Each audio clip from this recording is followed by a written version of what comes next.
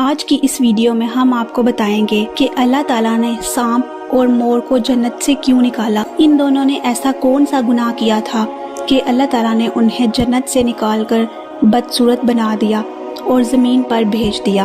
اور چھپکلی نے ایسا کیا گناہ کیا تھا کہ نبی اکرم صلی اللہ علیہ وآلہ وسلم نے اسے مارنے کا حکم دیا؟ سانپ اور مور وہ جانور ہیں جو جنت سے آئے تھے۔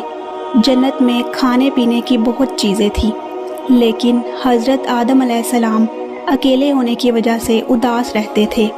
اللہ تعالیٰ نے حضرت آدم علیہ السلام کی بائیں پسلی سے بی بی حوا کو پیدا فرمایا۔ یوں حضرت آدم علیہ السلام بی بی حوا کے ساتھ خوش رہنے لگے اور دونوں جنت میں ہنسی خوشی رہنے لگے۔ اللہ تعالیٰ نے ان سے فرمایا کہ جنت میں جہاں چاہو جاؤ، جو چاہو کھاؤ پیو، مگر خبردار اس درخت کے قریب نہ جانا اور اس درخت کا پھل نہ کھانا۔ اگر تم نے ایسا کیا تو تم ظالموں میں شمار ہوگے۔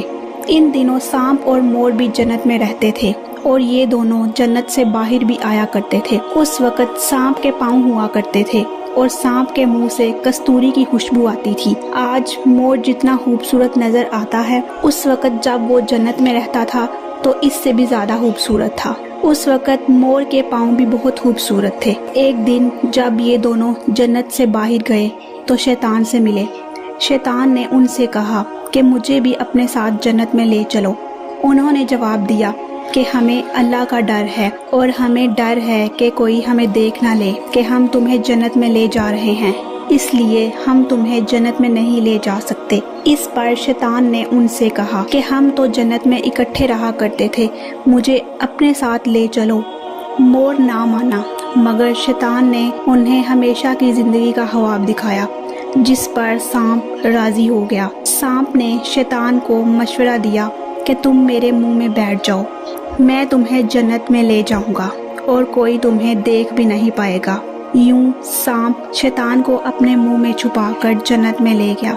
اس طرح شیطان دوبارہ جنت میں داخل ہونے میں کامیاب ہو گیا۔ شیطان حضرت آدم علیہ السلام اور حضرت حوا علیہ السلام سے ملا اور کہا کہ میں تمہارا خیر خواہ ہوں، تم نے ابھی تک اس درخت کا پھل کیوں نہیں کھایا؟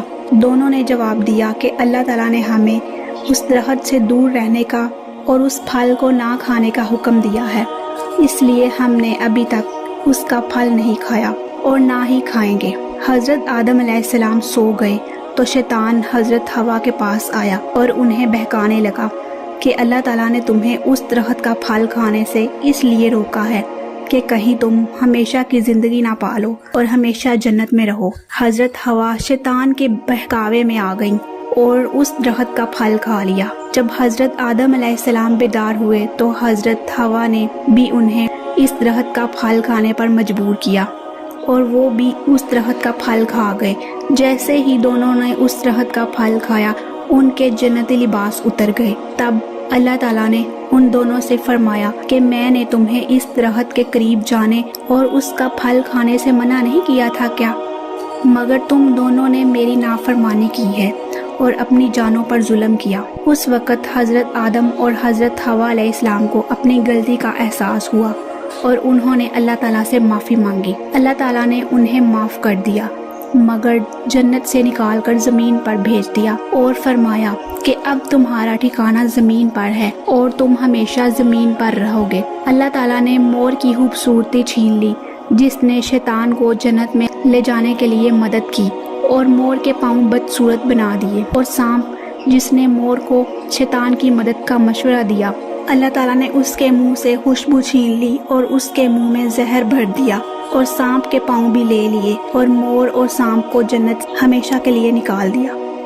چھپکلی ایک زہریلا جانور ہے جو عام طور پر ہمارے گھروں میں پایا جاتا ہے۔ پیارے ناظرین، تذکرۃ الاولیاء میں آتا ہے کہ ایک شخص حضرت علی رضی اللہ تعالیٰ عنہ کی خدمت میں آیا اور پوچھا کہ چھپکلی کو مارنا جائز ہے یا نہیں۔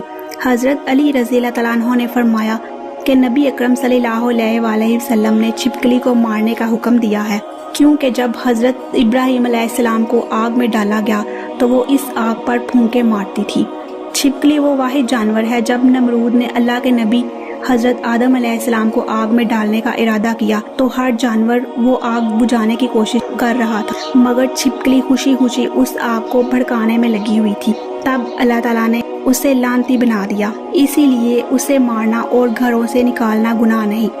حضرت علی رضی اللہ تعالیٰ عنہ نے فرمایا کہ زمین پر کچھ مخلوقات ایسی ہیں جو انسانوں سے خوش نہیں ہیں، اور انہوں نے شیطان سے وعدہ کیا ہے کہ وہ انسانوں کو ہر طرح سے نقصان پہنچائیں گی۔ ان میں سے ایک چھپکلی بھی ہے۔ حضرت آدم علیہ السلام کی پیدائش سے لاکھوں سال پہلے چھپکلیاں اس زمین پر موجود تھیں اور کروڑوں کی تعداد میں بڑھ گئیں۔ انہوں نے اس زمین پر بہت ظلم کیا تو اللہ تعالیٰ نے انہیں عذاب دے کر ختم کر دیا۔ صرف وہی چھپکلیاں بچ گئیں جو زمین، غاروں اور پانی میں چھپ گئیں۔ وقت گزرتا گیا اور ان کے دلوں میں حسد اور نفرت باقی رہی۔ جب حضرت آدم علیہ السلام کا زمانہ آیا تو شیطان نے ان کی نسل میں ڈال دیا کہ تمہاری نسل حضرت آدم علیہ السلام کی وجہ سے ختم ہوئی تھی۔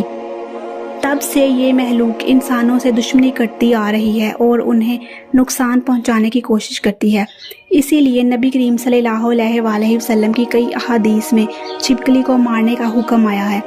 ایک موقع پر نبی صلی اللہ علیہ وآلہ وسلم نے فرمایا کہ جو شخص چھپکلی کو پہلی ضرب میں مار ڈالے اس کے لیے 100 نیکیاں لکھی جاتی ہیں، دوسری ضرب میں کم اور تیسری ضرب میں اس سے کم۔